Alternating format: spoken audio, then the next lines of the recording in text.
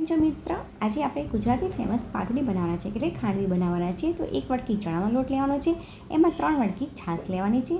પછી આપણે ટેસ્ટ પ્રમાણે મીઠું, હિંગ અને હળદર નાખી દેવાની છે અને સરસ મજાનું આપણે બેટર રેડી કરવા દેવાનું છે. હવે એ બેટરને આપણે ધીમા તાપે ગેસ ઉપર મૂકવાનું છે અને તાળતાથી મદદથી સતત હલાવતા રહેવાનું છે જ્યાં સુધી આપણું બેટર વ્યવસ્થિત પાટુડી જેવું ના થઈ જાય ત્યાં સુધી આપણે સતત હલાવતા રહેવાનું છે.